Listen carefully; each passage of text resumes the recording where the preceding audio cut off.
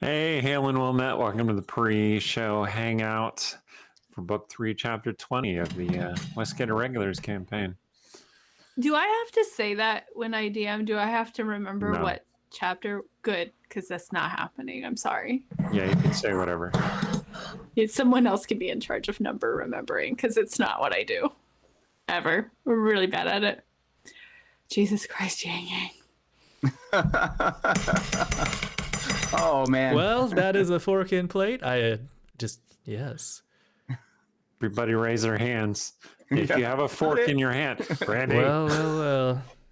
Oh, I see. Uh-oh. I see how it goes.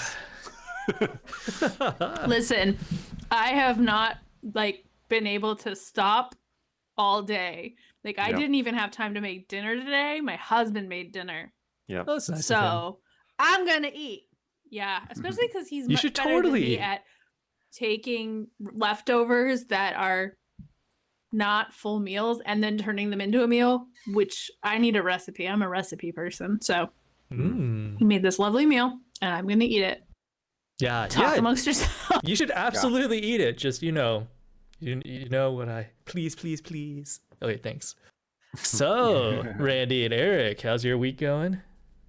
Good. Yeah. I mean, mine's better than Eric's probably. He got in a nice kerfuffle online, didn't you? But not really. Did you fist fight some Nazis? Yeah. No. Not a kerfuffle, but it's been a weird week. I'd call it a kerfuffle. Yeah, I'd call it a kerfuffle. You tagged in Dungeon Scroll, so we all watched it happen. Yeah, it wasn't a fight. It was a kerfuffle. Oh, are you talking about the assholes that I ended up blocking? Oh yeah, those people. Yeah, the one I was like, can you mute them? I'm gonna mute them. By the way, they're muted on the Dungeon Scroll account. But then when other people reply and keep Dungeon Scroll tagged in, their responses do show up. Yeah. Well. Yeah. And I think there was a convergence of combat this week in discussions in the sense that there's that. I know that I've listened to the writing about dragons and shit episode with Rhiannon, and I liked the comparison of writing love scenes to writing combat scenes in the sense of, that in both cases, they can have a purpose, they can still advance the story in some way or advance the character arc in some way, or, it's not just describing a bunch of movement. And then I noticed Valkyrie mentioned the pain of writing a really long combat scene in the writing channel. So I just my mind puts all that stuff. I notice all combat came up this week. So I don't know, what do you think about writing combat in stories? What's your philosophy or approach? Make it good. Make it as I love short, this topic. Punchy. Proper combat writing is building the proper context. Because you can be as adept as you want at describing the technical aspects of swords clashing into each other. But if you don't have emotional investment in the combat, then it's just kind of a waste of space on your page. That's what I would have to say about it. Yeah. It's to say I always do it right. Okay. I'm not perfect, but that's what I try to do. Yeah, absolutely. I think when I go to readings and I've gone to readings where someone reads just a combat scene because they think it's going to be exciting and really engage the audience, but we don't know who's fighting. We don't know why they're fighting. We don't know, so it's sort of okay, you're describing a bunch of people hitting each other and I don't know why, and I don't know who I'm supposed to be rooting for. And, it's this is my not nice thought about that I've had happen on multiple times where I was reading with another author and they read a fight scene, a contextless fight scene, and I went, yes, I'm gonna look so good after this. Because you're right, without the context, without the emotional investment, it's just moving around, right? And similar to writing a sex scene, like the specifics of the moving around kind of stop being interesting if you get too into it. Like it's Yeah. but Yeah. I get tend to in, feel get like out. That's my big fight scene advice. That's your fight scene advice. Get in and get out. Mhm. Yeah. Yeah. Nice. Yeah. yeah, I mean, sex scene advice is probably slightly different in that, but yeah. If you get too into the like, I don't. This the one we did last night was on descriptions, and I shared the Silk and Steel, the like 3-page description of the heroine kind of thing, which leads into a sex scene that's also way too long and way too many metaphors that are not sexy. So that's in my head right now, and I'm like, maybe do get out as fast as you can, but that's different. I definitely subscribe more to that school. I think, a war scene is completely different from a fight scene. When we're talking about a fight scene, I'm thinking of like two individuals or maybe like, just a smaller number of individuals clashing. And for me, that falls into two main camps. Number one, it's essentially like a conversation, but instead of words, it's with swords and feelings. You see this in like shonen anime all the time, where like usually two male characters who cannot otherwise express their emotions to each other battle it out with fists, and through their fighting, they're able to convey their emotions, change hearts, sway which side they're on. Otherwise, like I once upon a time had a stage combat instructor who impressed upon me that real life combat was oftentimes like very brutal. Everybody's like really fast, and it's not like a choreographed dance of like swords and stuff. It would be just a move, a counter move, and then somebody's dead or maimed, etc. And when there's an actual fight in my fiction, like I tend to think about that and just have them just go for the throat. Yeah. I was going to say most of your description about two people coming together and their bodies interacting in such a way as to express their emotions. Like you're 80% describing a sex scene too, which I mean, the only difference is that there are swords, which I mean, usually that's the difference. Okay, I don't read a lot of romance, but do they ever have sex scenes that changes one party's mind or ideology? Because this is how you convert the bad guy to the good side. I mean, yeah. In shonen anime. Yeah, it's possible. I feel like, have you ever gone to like Harlequin's publisher page and seen all the things they offer? Because basically whatever itch you got, they'll scratch it. And it's fascinating, right? It's like, are you really into firefighters? Here you go. Are you really into race car drivers? Here you go. Are we really into like Amish romance? You want a bonnet ripper? Right here. Here you go. Do you like firefighters who are also single fathers? This is for you. Do you like it better when the lady is pregnant and the guy is going to come in and be the dad to the unborn kid? That's here. And if you want a firefighter version, that's here. Like, they've got everything covered. And it's really interesting to go down because they've very much said, this is our market, but our market is actually this and this and this and this and this and this and this and this. So if there is some sort of like conversion sex scene, I'm not sure what mind is being changed in this. Like, but something where, yeah, I mean, I wouldn't be surprised. Sex as a debate tactic could very well be a microgenre of romance fiction. Sex almost always changes people's minds in my J-Dog asked how much time have I spent on that site. It's actually only like once or twice when I worked at a publisher because another editor showed it to me and then I showed it to another editor because I was like, oh my God, guys, look at what their offerings look like, right?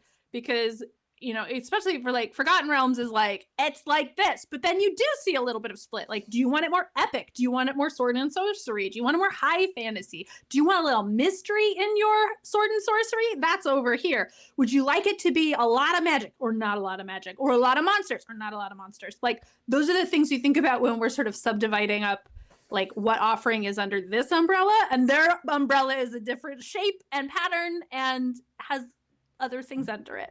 but it was one of those things that was just very like, I found it very interesting, and I have shared it with other people because I find it very interesting. But to be fair, I've only like sat down and perused it like 2 or 3 times. In the sex changing someone's ideology or whatever, I could think of a couple of examples. Well, the one is a really obvious and doesn't really count quite, but that's when, sex with Buffy changed Angel to evil, but that's because it triggered a curse. But then but I think that there's a lot of cases where like there's the spy who sleeps with someone in order to, basically it's a honey trap, right? They sleep with them in order to engage them emotionally, make that connection and get them to turn or get them to fall for them and trust them. And then of course maybe the spy ends up truly falling in love with them or whatever it happens. But that's like half the James Bond movies out there. Pretty much. Surprise romance plots in James Bond. Well, at least sex scenes in James Bond. I saw the ending of the last James Bond coming. I'm not going to spoil or anything, but I was just like, I saw Are you it sure you're not going to? way in advance, and I was really disappointed that they ended it that way. I mean, it was cool, but I thought, no, there's so many ways to have not done that. But I appreciate what they did with it, I guess. But yeah, I had really mixed feelings about it. But anyway, I probably shouldn't have even brought it up because it's one of those things you don't want to say. Daniel Craig definitely did not want to come back for another James Bond movie. Like 2 movies ago, well, now he was you're like, I'm done. I don't want to do any more. And they're like, well, I don't know, man. We got to keep it going. Give us Idris Elba. Give us Idris Elba. Seriously. So in terms of like romance genre mashups, I know a writer couple who share like a pen name, their husband and wife team. And I might have mentioned this before, but they entirely have retired, bought a nice house, pay for all their 2 kids' education and ballet lessons and all that by writing erotic fiction that is centered around alien warrior babysitters. Single mom, struggling with the kid, a hunky alien warrior comes down to help her with the kid and then take her on intergalactic adventures. Nice. Yeah, it is their cash cow. Yeah. The other crossover... This is the thing. Well, go ahead. Oh, I'm about to talk about something like a completely different crossover, so go for it. Oh, I was just going to say, this is the thing. Everybody sneers at romance. Like, it's so trashy. Oh, like, that's the bottom of the genre barrel. They're laughing all the way to the bank.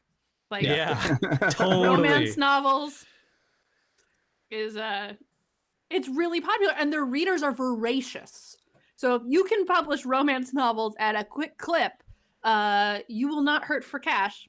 Especially if you find an interesting little niche that's not being served. People who want a hunky alien to come save them from their childcare problems. Yeah, take them on, yes, erotic adventures throughout the universe. I never realized, like, part of me is like, romance novels that are about solving my childcare issues might be something I'm interested in. But I think the lure is more like extra reliable, additional reliable babysitters. Hey, yes. Which is not terribly erotic because it's just very practical. Yes. Hey, you reach a certain point in your life and the practical becomes very erotic. I just Totally. gotta say. Like, Also, it is my personality. I'm not going made to talk dinner about what I for find us. erotic on a Twitch stream. yeah. It's a good call. Good call. Yeah, Fair definitely. enough. Fair enough. PG-13. So welcome, God. Emily. You came at just the Yay, right time. Emily. Best time. Actually, a good time, yeah, because we were just talking about like baby care and stuff, and I was just thinking, like, I wonder how COVID has sort of shaped people's tastes a little bit, like their fantasies a little bit, in the sense of like parents who have, the kids have not been in school, parents have been home with their children, trying to do their jobs, trying to manage, like. I'm sure the desire for escape fantasy or dreams of someone watching their children for a little bit while they travel the universe is probably like, I'm sure that the market for that has increased slightly over the past couple years. Oh, yeah, for sure. I'll My also say, greatest- Oh, wait, am I muted? No, I'm not. Okay. Nope. no, Sorry, no, that was just me checking. Oh, okay.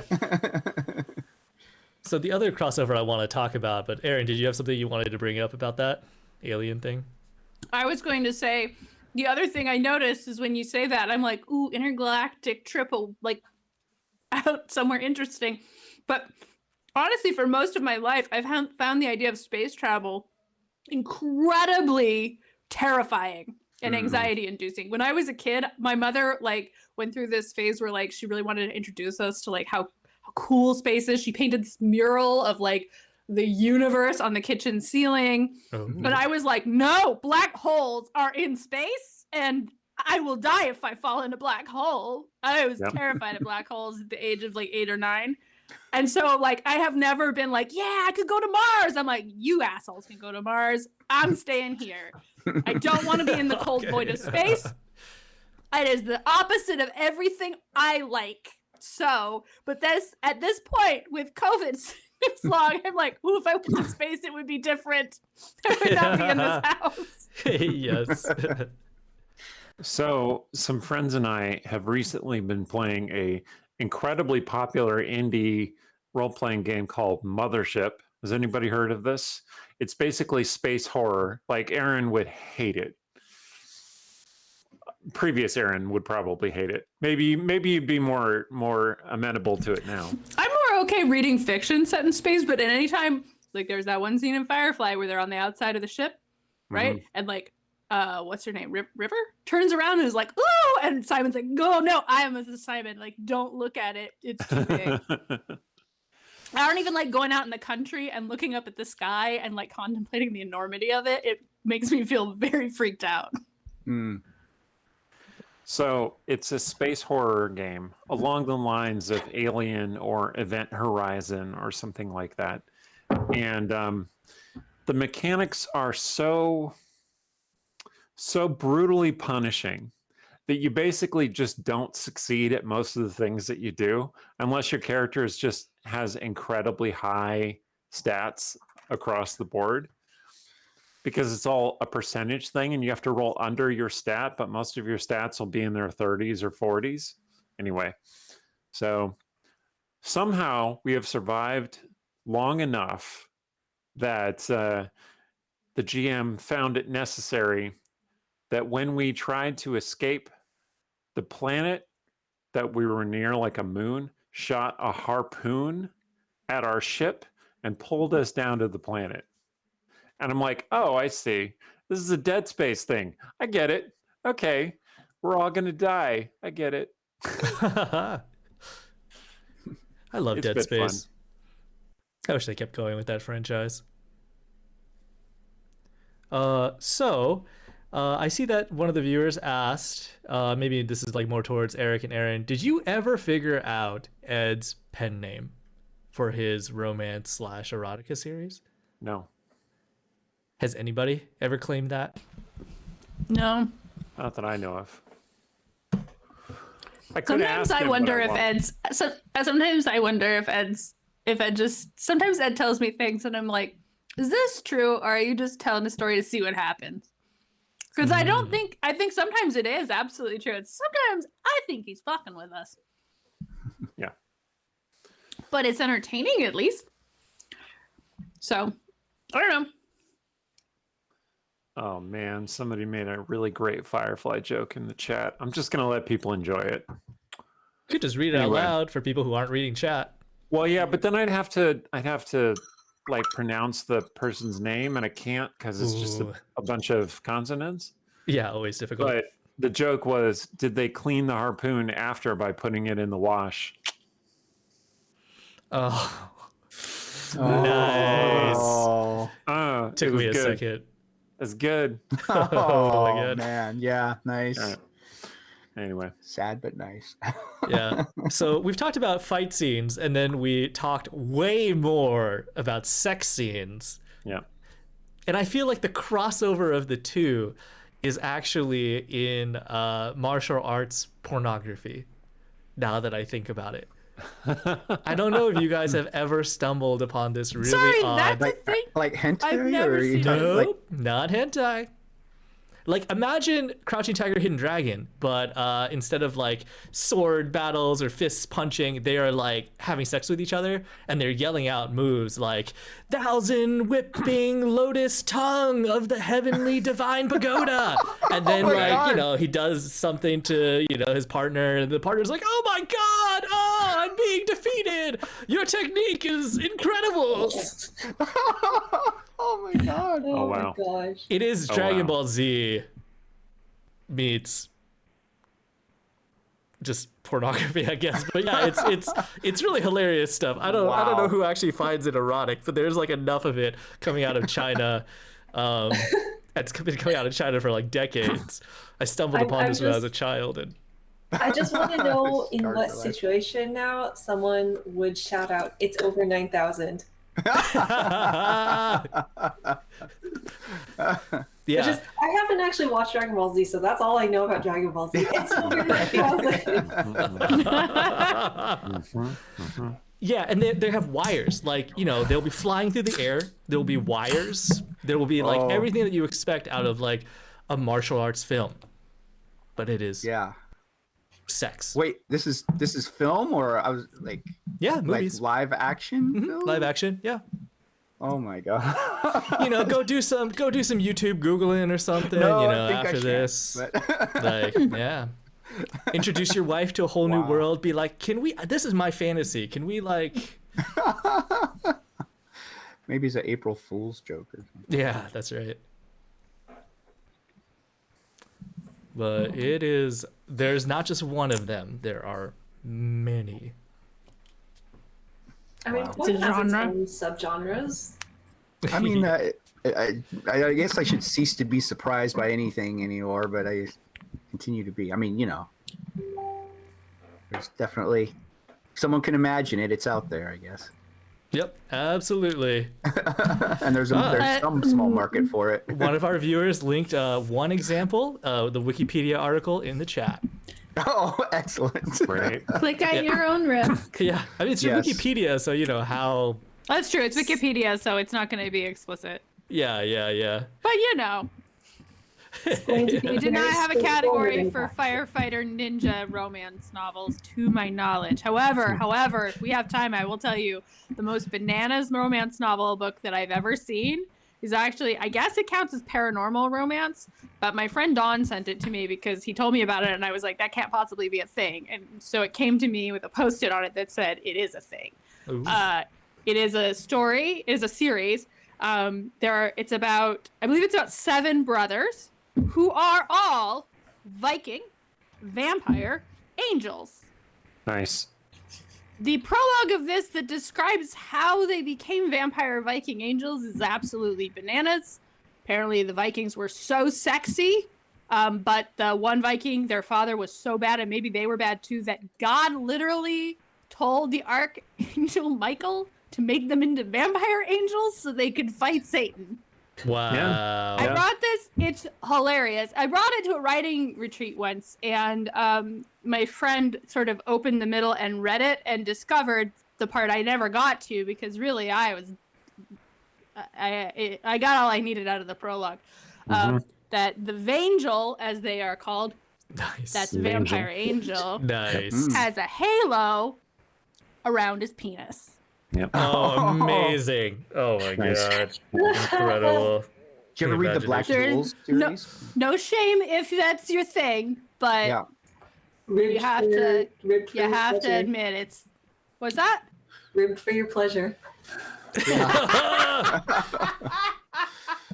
Yep. Mhm. Okay, I so don't it know. is 6:25 right now. Do we want to talk a little bit more or go have our 5-minute break before the stream starts? We have 4 minutes now. Do we have a recap to play? We don't have a recap to play. I'm just Okay. gonna throw back the schedule up and run a short ad. Yep. 5-minute break. Okay, we will see you all Okay. in 4 minutes.